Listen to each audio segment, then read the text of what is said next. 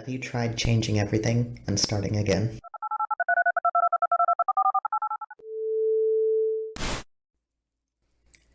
I am old and I am young at the same time. I could have said the same thing 20 years ago and it would have made just as much sense. In my early 20s, I worked the sort of jobs that would be more fitting for a 41-year-old. Insurance sales, night shift data entry for a government agency, customer service for a public utility, the sort of work that makes a person relate to the protagonist in Kafka's stories.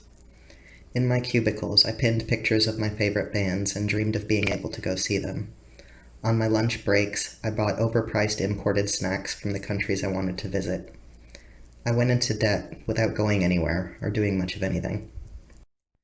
Now, when a boring desk job might make more sense, I'm doing some of the things I used to only dream of.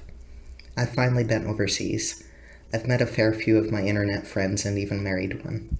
I moved to another country, though it wasn't to join a band like the protagonist did in the first novel I ever tried to write.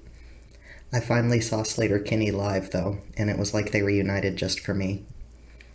In a way, I'm taking my lost youth back. I don't live in the closet any longer. I went back to school, and this time no one could tell me that I'd set my sights too high, or that I was turning my back on God. I am older, supposedly wiser, but I feel young and foolish, and I'm starting to realize that's okay. I know that despite my weariness and the bravery people claim I must have, my voice is still a shaky and easily frightened thing. My hands tremble and my heart pounds when I find the strength to tell a friend their words have hurt me, the same way they do when I'm surrounded by cops who don't like my brand of civil disobedience. Whether faced with rejection, disapproval, or the possibility of compassion, I can only be anxious.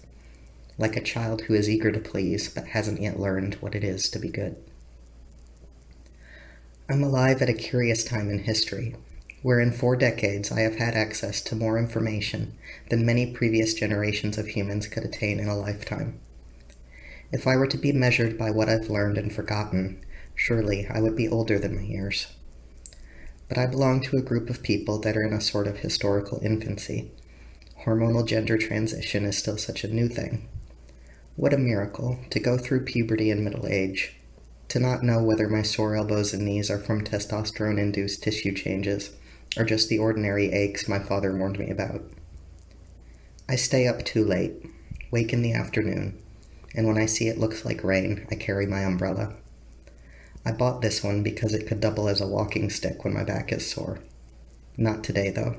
I don't need to lean on it. I hold it in my hand like a weapon instead.